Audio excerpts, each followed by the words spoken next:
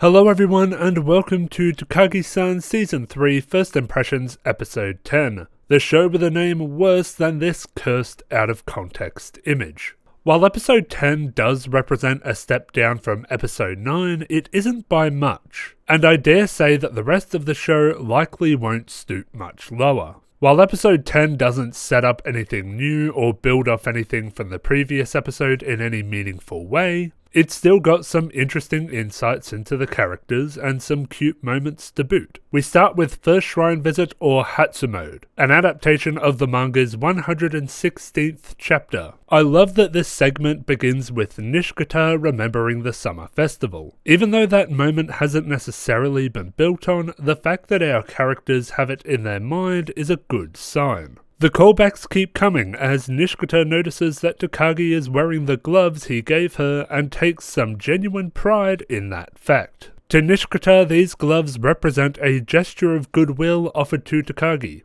and the fact that she wears them shows that his goodwill is appreciated. I also love that he continues to wear the scarf. It's important to him and he is as grateful for it as Takagi is for the gloves. Following this, we get back to some pretty general Takagi-san structure. Teasing, competitions, guessing games. Almost as if the purpose of this story is to ease us back into the status quo from the previous episode. The end of this story gives us the best of both worlds, with Takagi teasing Nishikata over something he said out of habit, that thing being something that implies his affection for her. Following this, we get an adaptation of the manga's 62nd chapter, Snowman. I don't have much to say about this one. A competition happens, the gloves are mentioned again in a way that tells us that Takagi is taking good care of them, and Nishikata loses. I appreciate that we get another look at Nishikata's honesty when he admits that he would have lost regardless. And I like that Takagi helps him finish so that they can definitely say that they've built a snow couple together.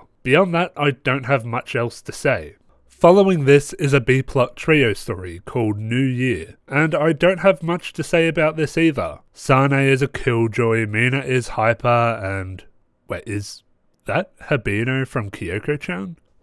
I take it back, S-tier B-plot story, great work. Last but not least, we get the penultimate story of the episode, Advice, adapted from the manga's 118th chapter. For the sake of this first impressions video, I'm not much in the mood to delve into Hojo's conversation with Nishikata, but more so the aftermath with Takagi. The running theme of this conversation appears to be the failure to communicate and the consequences thereof. Nishikata fails to communicate why he can't discuss his conversation with Hojo, leading to Takagi becoming jealous and slightly upset.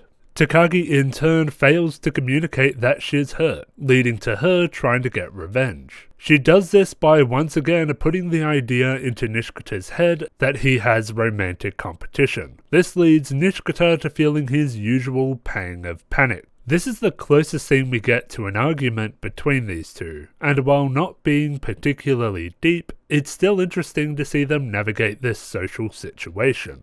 Nishikata, seemingly realizing what his lack of information has done, apologizes for being vague, and tells her explicitly that he promised not to divulge information about his chat with Hojo. Takagi in turn apologizes for being mean. An interesting point is that this is not Takagi's first time pulling a trick like this. She isn't so much apologizing for the act as she is her motivation. She makes this clear when she points out the difference between this situation and others is that the others are playful teasing, while this attempt was more mean-spirited. All in all, episode 10 was pretty decent, and I dare say it's only going to go up from here. Next is episode 11, which has traditionally had a big moment towards the end, followed of course by the season finale. But as the finale draws closer and the showrunners run out of time to adapt stories like High Score or Returning the Favor, there's something I'm left wondering. Last season I started analysing the show properly the week after the finale aired, but I'm wondering if that's a good idea for this season. Perhaps the wise thing to do would be to wait for the film to release before I start my analysis. This will mean having a fuller picture of the season, but it will also mean delaying the analysis for a month at least and 4 months at most. Regardless, I'm looking forward to the final 2 episodes of Takagi-san Season 3. That's all for this first impressions video. I'd like to thank my patrons: Orion Tran, Lars Espen, Data52, Jamman5, Lemon Shark, Pixcalibur, Alberto Cruz, Tyler Bennett, Temka, Jeremy Pashik, Fireclaw, Soren, Christopher Wang, Will, Mario, Luke Stewart, Ignacio, and Aidan Nielsen. Thank you all very much for watching, and I will see you next time.